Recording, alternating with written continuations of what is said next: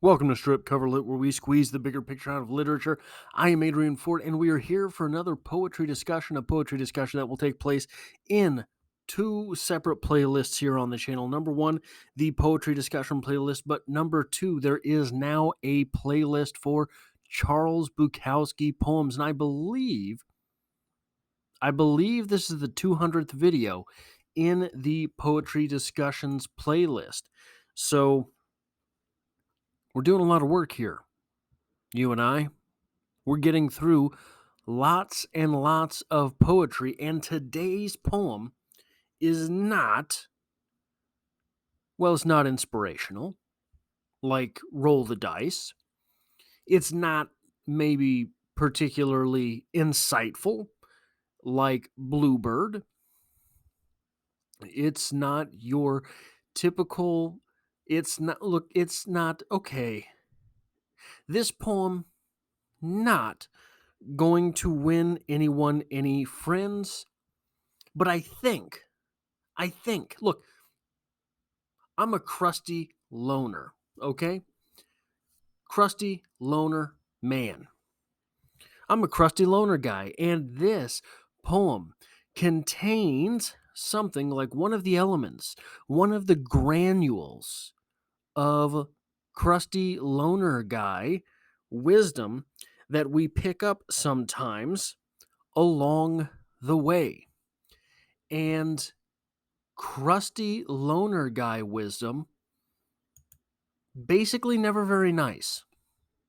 But it is crusty and it is wisdom. So we'll get there. It is called Wax Job from Charles Bukowski.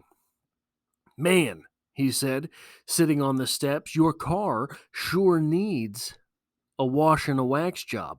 I can do it for you for $5. I got the wax, I got the rags, I got everything I need. I gave him the 5 and then went upstairs. When I came down 4 hours later, he was sitting on the steps drunk and offered me a can of beer. He said he'd get the car the next day. The next day, he got drunk again, and I loaned him $1 for a bottle of wine. Probably Mad Dog. You're not getting a whole lot of wine for $1. I loaned him $1 for a bottle of wine. His name was Mike. He was a World War II veteran. His wife worked as a nurse. The next day I came down and he was sitting on the steps and he said, "You know, I've been sitting here looking at your car, wondering just how I was going to do it. I want to do it real good." The next day, Mike said it looked like rain, and it sure as hell wouldn't make any sense to wash and wax a car when it was going to rain. The next day, it looked like rain again, and the next. Then I didn't see him anymore. A week later, I saw his wife, and she said they took Mike to the hospital. He's all swelled up. They say it's from the drinking. "Listen," I told her. "He said he was going to wax my car. I gave him $5 to wax my car." "He's in the critical ward," she said. "He might die." I was sitting in their kitchen drinking with his wife when the phone rang. She handed the phone to me. It was Mike. "Listen," he said. "Come down and get me. I can't stand this place." I drove on down there, walked into the hospital, walked up to his bed and said, "Let's go, Mike." They said they wouldn't give him his clothes. So Mike walked to the elevator in his gown. We got on, and there was a kid driving the elevator and eating a popsicle. "Nobody's allowed to leave here in a gown," he said. "You just drive this thing, kid," I said. "We'll worry about the gown." Mike was all puffed up, triple size, but I got him into the car somehow and gave him a cigarette. I stopped at the liquor store for 2 6-packs, then went on in. I drank with Mike and his wife until 11 p.m., then went upstairs. "Where's Mike?" I asked his wife 3 days later. "You know, he said he was going to wax my car." "Mike died," she said. "He's gone." "You mean he died?" I asked. "Yes, he died," she said. "I'm sorry," I said. "I'm very sorry." It rained for a week after that, and I figured the only way I'd get the $5 back was to go to bed with his wife. But she moved out 2 weeks later. An old guy with white hair moved in there, and he had one blind eye and played the French horn.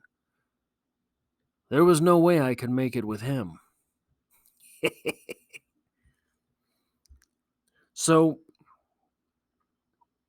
crusty loner wisdom. There is a little bit of crusty loner wisdom to be picked up along many of the wild side streets of life when you're crusty and a loner. I picked up a very strange bit of crusty loner wisdom stopping in a gas station for liquor. Think around 1 in the morning while I was living in St. Joe. Have no idea. I have no idea what these men were talking about. But I came in to the gas station in order to hear the phrase, "Now listen, you don't pay a prostitute to come back to your place with you. You pay her to leave." Now that's wisdom you can't buy. And if you don't get it, if you're not there in your life, okay, you don't have to be. But it's wisdom. This poem reminds me of a little bit of crusty loner wisdom that I picked up at work years and years ago. Probably 15 years ago. There was a guy who was kind of like Mike in this poem. Always needed money, was always willing to do something for that money, but really he was willing to say he would do something in order to get a little bit of scratch. And I was a fool. And he's got kids. I can give you the 20. I can loan you the 20. If you need the 20, I can loan it to you. And the guy who was my boss at the time saw this going on. Surely he had been party to this as well. He was a crusty loner himself. And he took me to the side one day and he said, "Look,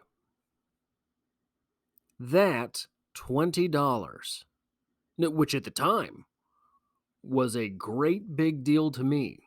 Like I was counting pennies at lunchtime. $20 was a big deal to me." He took me to the side and he said, "Now that $20 is an investment. If that $20 becomes commerce, if it becomes something that you get back, it's an investment in that man's future. He does have kids. He needs that $20.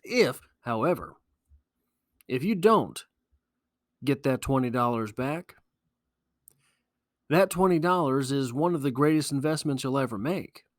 Because that $20, if you don't get it back, was an investment in figuring out that you don't have to talk to that guy again. And all you had to do was spend $20 to figure it out." That is crusty loner wisdom. Bukowski, or Chinaski, here is figuring things out about Mike. Now, it turns out, figures it out a little too late.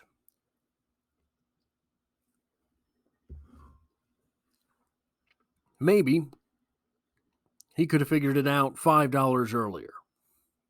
But it doesn't really matter in the end, because he is the hero once again, even though he is a serial enabler.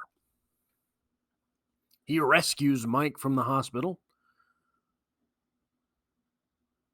on their way to a couple of six-packs. Well, Mike was in the hospital for drinking, don't you know? Okay. Was he going to stop anyway? Was he really going to stop anyway? When he bummed $5 off of a guy in order to go get drunk for a week, he wasn't going to stop anyhow. But that is all of the crusty loner wisdom that I have for today's video. If you enjoy this sort of thing, hitting the like button really does help me out on the channel. It tells YouTube to share this video with other literature lovers. And if you find yourself here by chance but not design, literature is the only thing I talk about on this channel. I talk about poetry every Monday, at least. And I do novel read-alongs. I do short story discussions as well, things like that. And I hope to have you back for the next one.